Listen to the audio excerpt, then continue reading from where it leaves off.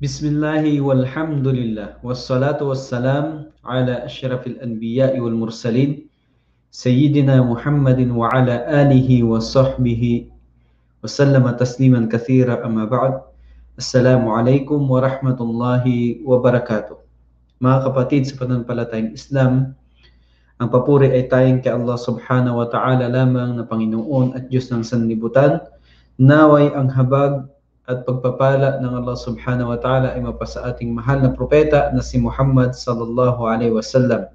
Ganon din sa kanyang mga kasamahan at sa kanyang pamilya at sa lahat ng mga taong tumahak ng kanyang landas hanggang sa huling araw.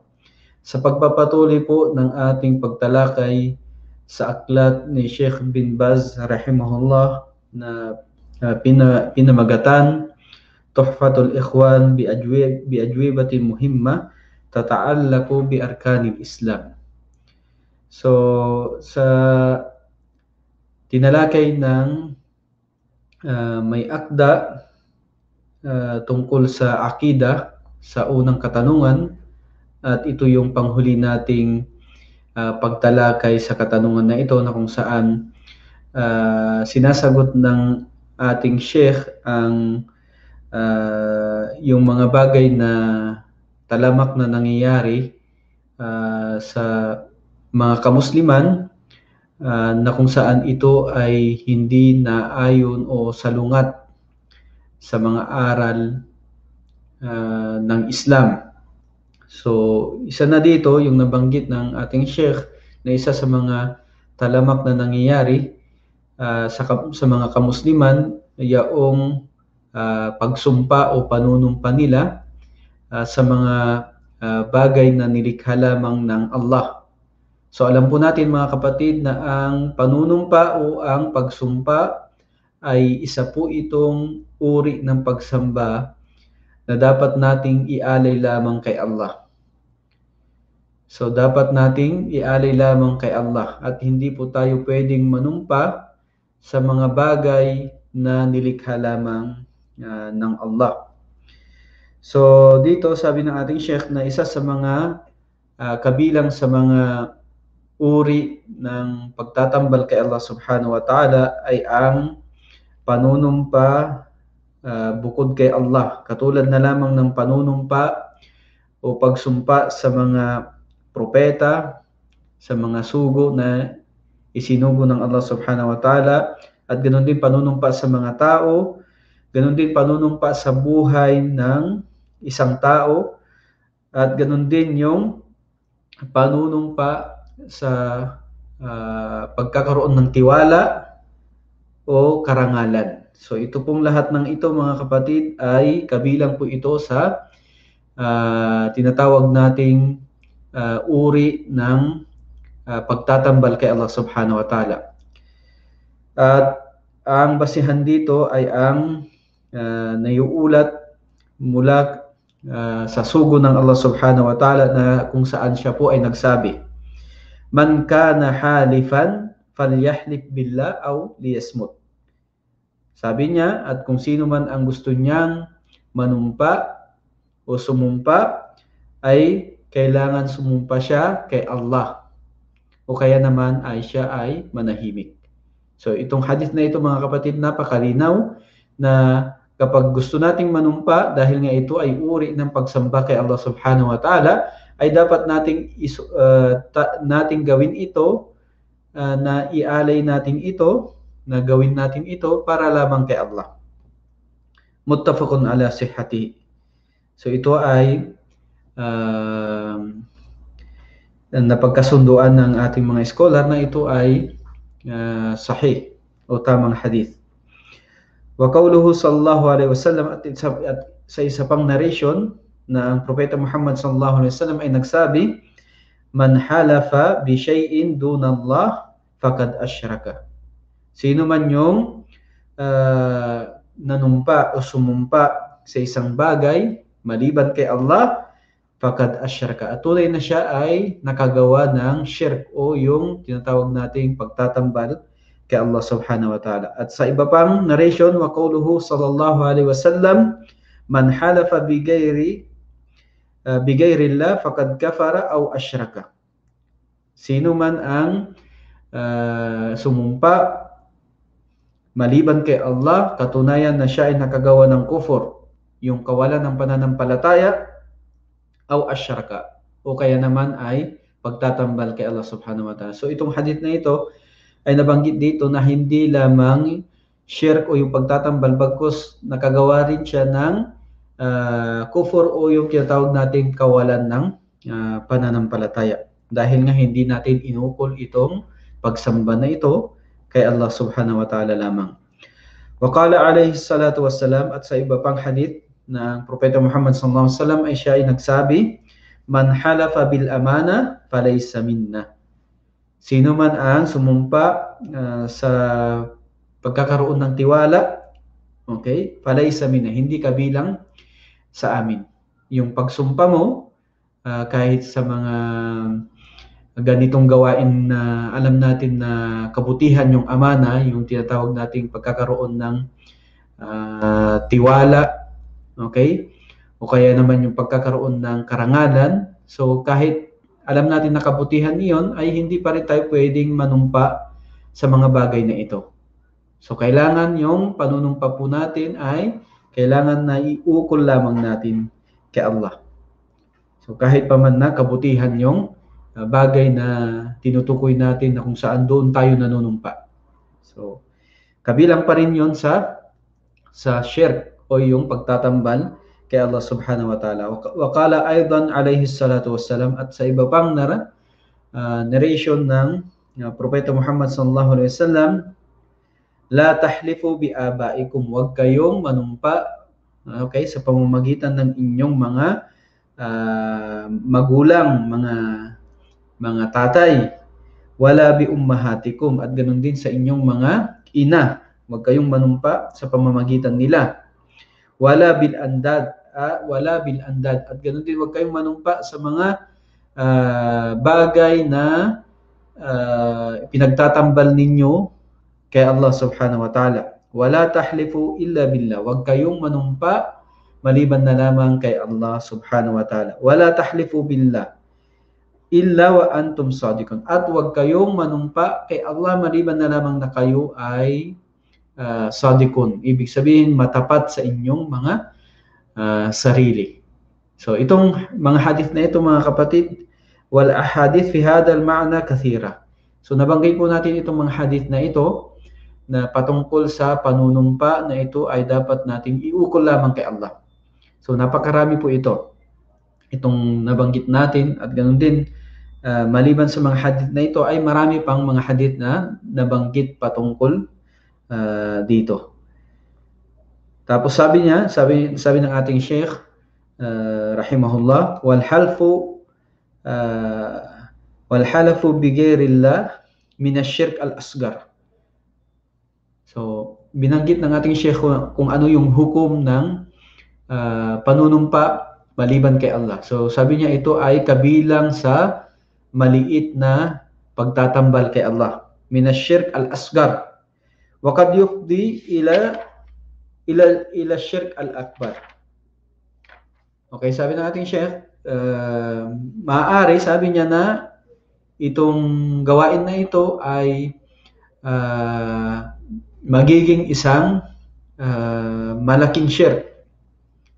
So sa kabila na ito ay alam natin na ito ay maliit na shirk, maaari na ito ay madadala o magiging isang malaking pagtatambal kay Allah subhanahu wa ta'ala. Paano nangyari yon? Sabi niya, idha i'taqada ta'zimahu mithla ta'zimillah.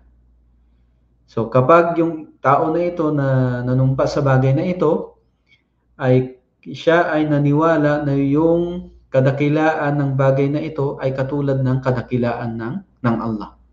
So ito po yung dito po nagiging malaki yung pagtatambal kay Allah subhanahu wa ta'ala. Kapag pinaniwalaan niya na yung kadakilaan ng bagay na ito na kung saan siya ay nanumpa ay katulad ng kadakilaan ng Allah. Aw annahu yanfa'u wa yadurru dun Allah. At ganoon din kapag siya ay naniwala na itong bagay na ito ay nakakabuti o kaya nakakasama maliban sa Allah. Okay? Ibig sabihin,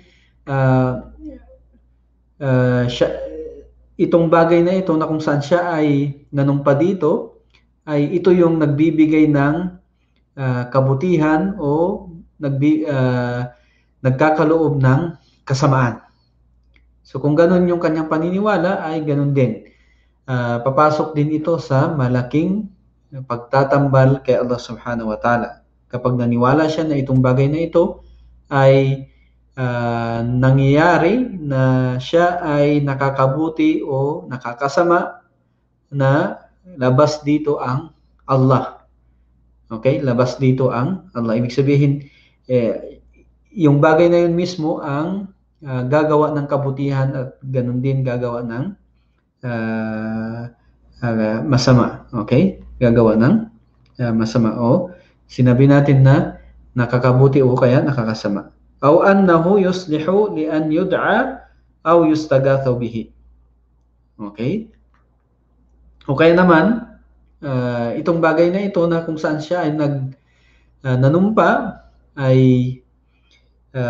makakabuti na kung saan pwede siyang hingan ng tulong o pwede siyang pwedeng magdua sa kanya, itong bagay na ito. So kung ganun din, the same time, papasok din ito sa pagtatambal na malaki kay Allah subhanahu wa ta'ala. Wa min hadal bab qawlu ma sha Allah wa sha'a fulan. At ganun din, binanggit ng ating Sheikh pagkatapos niya binanggit itong hatol dito patungkol sa panunumpa kay Allah subhanahu wa ta'ala, ay binanggit niya yung nakasama dito yung sa usapin na ito, kasama dito yung pagsabi natin ng masya Allah wa sha'a fulan. Okay? Masya Allah wa sha'a fulan. So itong salita kasi na ito mga kapatid ay parang sinasabi natin na sa kapahintulutan ng Allah at ganun din ang tao, isang tao. Okay? Para nating pinag-isa, ibig sabihin pinagparehas natin yung kapahintulutan ng Allah at kapahintulutan ng isang tao. So hindi rin pwede itong bagay na ito. O kaya walaula Allah wa fulan. Okay? Yung salita na at kung hindi dahil sa Allah at dahil sa taong ito. Okay? So hindi rin po pwede yung salita na ito. Walaula Allah wa fulan. Wa hadha min Allah wa fulan. At ganoon din yung sasabihin natin na itong bagay na ito ay mula kay Allah at mula sa taong ito. Hindi rin pwede yun kasi parehas po natin yung kakayahan ng Allah at kakayahan ng isang tao. Hadha kulluhu min asy-syirk al-asghar. At itong mga salita na ito na binanggit natin kanina ay lahat ng ito ay kabilang sa maliit na syirk. Liqaulin Nabi sallallahu alaihi wasallam, sa sinabi ng Propeta Muhammad sallallahu alaihi wasallam, la taqulu ma syaa Allah wa syaa fulan. Huwag ninyong sabihin na sa kapahintulutan ng Allah at kapahintulutan ng isang tao. Walakin qulu ma syaa Allah thumma syaa fulan. Bagkus sabihin ninyo na ma syaa Allah sa kapahintulutan ng Allah at pagkatapos ay sa kagustuhan ng tao.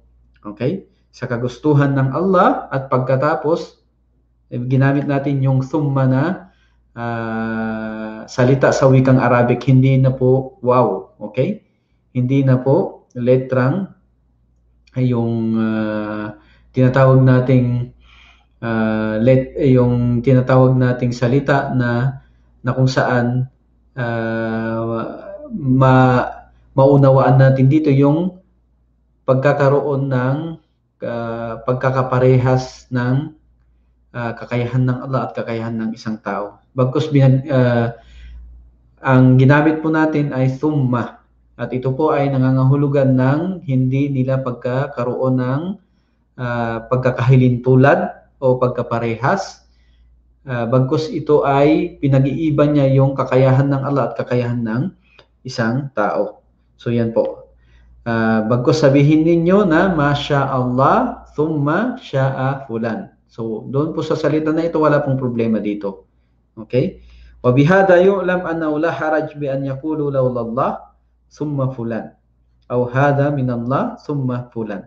So, sa mga nabanggit natin kanina, kung tinanggal natin yung wow at ang ipinalit po natin dito ay thumma na salita sa wikang Arabic, ay magiging okay na yung salita. Pwede na itong gamitin. Katulad ng pagsabi natin, laulallah thumma fulan. Kung hindi dahil sa Allah at pagkatapos sa isang tao na ito. Aw hada min Allah thumma fulan. O itong bagay na ito ay mula kay Allah at pagkatapos ay mula sa taong ito. So yun po, wala na pong problema doon. Okay, yung salita na yon ay pwede na po natin gamitin kapag pinalitan po natin ito ng thumma na salita sa wikang Arabic. Idha kana lahu tasabbubun fi dhalika. Okay. وثبت عنه صلى الله عليه وسلم أن رجلا قال له ما شاء الله وشئت. So mayroong naisalaysay mula sa sugo ng Allah si Propeta Muhammad sallallahu alaihi wasallam na anna rajulan qala lahu ma sha Allah wa syi'ta, na isang tao, isang lalaki na sinabi niya sa kanya na sa kapahintulutan o kagustuhan ng Allah at sa iyong kagustuhan. Faqala lahu aja'altani lillahi niddan qul ma sha Allahu wahdahu. So noong sinabi ng lalaki na yun kay Propeta Muhammad sallallahu alaihi wasallam na sa kapahintulutan ng Allah at sa kapahintulutan mo ay sinagot ito ng Propeta Muhammad sallallahu alaihi wasallam. Sabi niya, ginawa mo akong katambal ng Allah. Okay, ibig sabihin ginawa mo akong katambal ng Allah. Bagkus sabihin mo masya Allah wahdahu. Bagkus sabihin mo sa kapahintulutan ng Allah, sa kapahintulutan lamang ng Allah. Okay? So, ito mga kapatid ay isang basihan din na hindi natin pwedeng gamitin itong salita na ito, na kung saan nilalagay natin dito yung washita, okay? O kaya kasi mayroong pagpapantay dito, pagkakaparehas dito ng kakayahan ng Allah at kakayahan ng isang tao. So, gagamitin natin, sasabihin lang natin, no? Masya Allah wahdahu. Okay? So, ganun din, kung gamitin natin, Masya Allah wa sya'a fulan, wala rin problema. Thumma sya'a fulan. Masya Allah, thumma sya'a fulan. So, doon wala pong problema yon na gagamitin natin dahil pinalitan po natin yung wow ng thumma. Okay? Fadalla hadha al-hadith ala annahu idha qala Masya Allah wahdahu fahada huwa al-akmal. Okay? So, itong hadith na ito na nabanggit natin, yung last na hadith, na Masya Allah wahdahu, ito po yung salita na mas mainam na gamitin natin. Okay? Bago natin sasabihin yung salita na Masya Allah thumma sya'a fulan. So, ang pinakamainam na babanggitin natin, Masya Allah wahdahu. Okay? Yun po. Wa in qala Masya Allah thumma sya'a fulan fala haraj. At kung sinabi naman niya na Masya Allah thumma sya'a fulan, ay wala din pong problema doon. Jam'an bainal ahadith wal adilla kulluhu wallahu waliyut tawfiq. So ito ang sagot ng ating mahal na Sheikh sa bagay na ito, na nabanggit niya itong mga bagay na talamak na kumakalat sa kamusliman na kung saan maaring itong mahulog sa syirk o pagtatambal kay Allah subhanahu wa ta'ala, hindi lamang sa maliit na syirk, bagkus maaari din na hahantong ito sa tinatawag na syirk al-akbar, yung malaking syirk o malaking pagtatambal kay Allah subhanahu wa ta'ala. So hanggang dito na lamang mga kapatid, naway ito ay naging malinaw po sa atin at hingin natin kay Allah subhanahu wa ta'ala ang kanyang gabay, na tayo po ay kanyang gabayan sa matuwid na landas, at ganun din sa mga gawaing ikinalulugod niya, at tayo po ay kanyang ilayo sa mga bagay na kanyang o bagay o mga gawain na kanyang ikakamuhi. Okay? So, hiningin natin kay Allah subhanahu wa ta'ala na tayo ay palagi niyang gabayan sa matuwid na landas. Wa akhiru da'wana anil hamdulillahi rabbil alamin. Assalamu alaikum wa rahmatullahi wa barakatuh.